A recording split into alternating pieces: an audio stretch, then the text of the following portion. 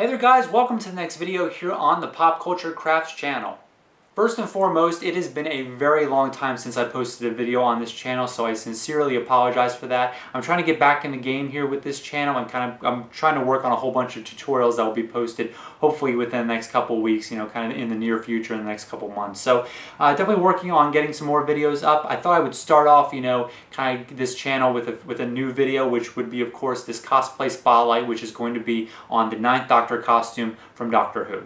So just like last year, I filmed a cosplay spotlight on how to make an Ash Ketchum costume. This is going to be very similar, except it's going to be just the 9th Doctor costume. The goal of this video is to kind of give you guys an idea of how I made the costume, and also if you're trying to make the costume yourself, to kind of give you guys an idea of how to make it, how to find the items, and just, general info, I guess. So let's get started on the cosplay spotlight 9th Doctor costume. Here we go.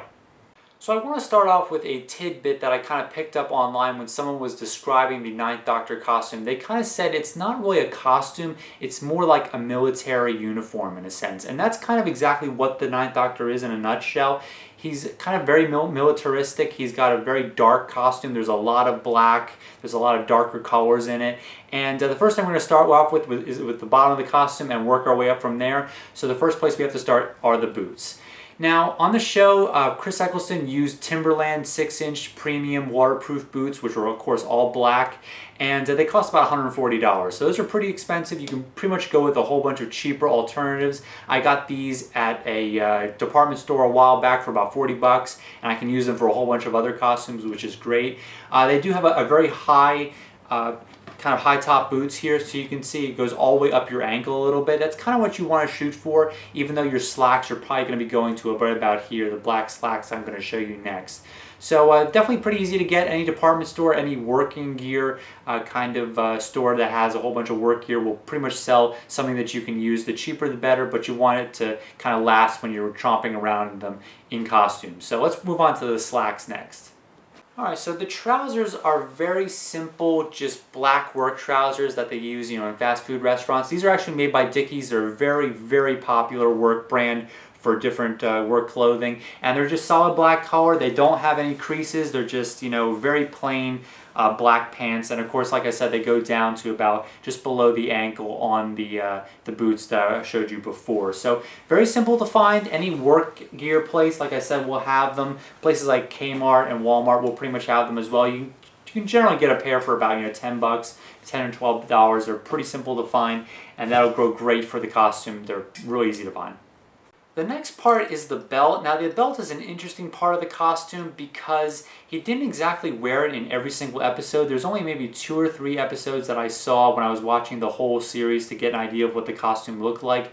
He only wore it in 2 or 3 episodes. So the belt, I guess the leather belt is optional if you want to go for it. You can definitely do that. It's got a very simple buckle, kind of just almost like a square or kind of a circular pattern with a silver buckle and a simple black leather belt. So totally optional, I guess, because like I said, he didn't wear it every time, but pretty simple to find. You can get it at any kind of department store, or you can try online as well. Moving right along, we have the jumpers. Now, unfortunately, these aren't actually jumpers because they aren't long-sleeved. Our equivalent would be called sweaters, but these are just kind of simple t-shirts, but they are all V-necks. When you're trying to find the costume, you definitely want to go with a V-neck. It definitely kind of goes with kind of the symmetrical part of the costume itself. On the show, he actually used 5 different V-necks throughout the entire first series. They were burgundy, kind of like a dark royal navy purple color, black, navy blue, and kind of like a little bit lighter than an olive drab. And that's kind of exactly what I have here. I was able to find one that's very similar to the olive drab color. It's pretty much my favorite color to wear with the costume. It definitely goes great with the whole black theme.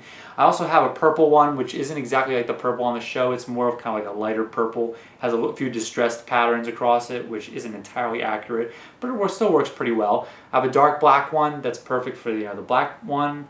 I have a navy blue one as well. Unfortunately, the burgundy one was actually my favorite jumper that he wore, and of course it's the one color that I can't find, so I'm always searching for that one. Once I find that one, I'll pretty much wear that with the costume all the time. But I definitely have a bunch of options if I'm going to a comic convention or whatever and wearing this costume for various days. You can have a whole bunch of different colors and kind of match it up or mix it up each day, which is kind of cool. So V-necks, t-shirts are very simple to find, various department stores, clothing stores, and since he had those 5 colors, like I said, it's pretty simple to get, a bunch of them in different colors of the ones he wore on the show. So that brings us to the most important part of the cosplay, and that is the leather jacket. This item will make or break the entire costume. So you really have 2 different options. You can go with synthetic leather or real leather. One of the things you can do is go online and get a really expensive one that's really accurate for $400 or $500. It's pretty expensive. I wouldn't go that route. You can also go on eBay and get them from China, which I probably wouldn't go that route either because the quality might not be there and it's kind of difficult to get your size right and everything. So what I did is I went to my local thrift stores. I went to probably 5 or 6 of them. I was able to find 2 leather jackets. Each one was $15. One synthetic leather and one is just pure leather. And you really can't go wrong with that. So let's dive into kind of what the key factors that you want to look for if you try to find a leather jacket at a thrift store or a Goodwill store.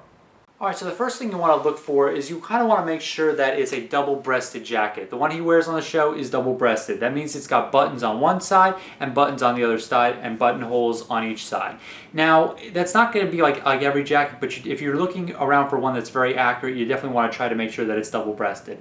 The one on the show also had really giant lapels, and I'm not sure if you can see, but this jacket has really, really giant lapels that are pretty close to what he used on the show. This one's made out of synthetic leather, so it's not exactly the same like normal leather, but it definitely works pretty well. I've worn this for a few times with the costume, and it looks great. So that's the synthetic leather one, like I said. This one I'm actually going to be working on eventually, and this one's going to replace the other one I just showed you. This one is not double-breasted. It's got the buttons on one side, the buttonholes on the other. Since the jacket on the show never gets buttoned, what I'm actually going to do is put the buttons on one side and on both sides, actually cut some buttonholes and make it look like it's double-breasted, even though it'll never be buttoned. So I can kind of get away with that because it never needs to be buttoned.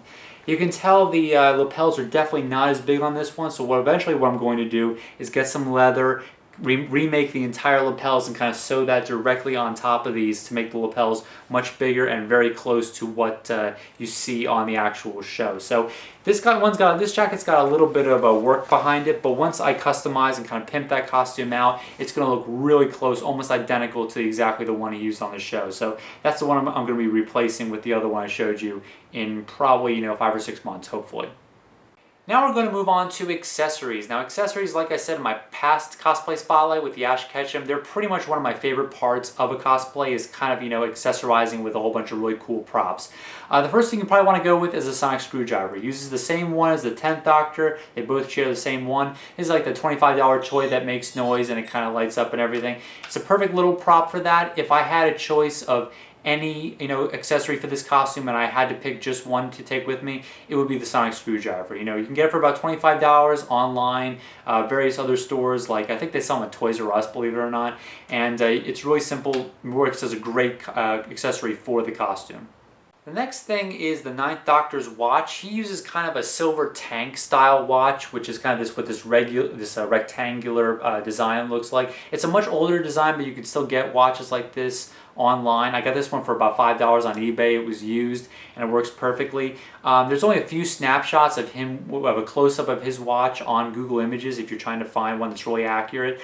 The most important thing is that it's kind of rectangular shaped like this, has a black band, kind of silver in the middle, but it also has Roman numerals. You probably can't see, but there's Roman numerals all the way around, and that's one of the very distinct things that his watch on the show had. He always wore it on his left wrist, and you only see that in pretty much a few scenes, but it's definitely, if you're trying to go for a very accurate costume, try to go for a tank style watch like this one.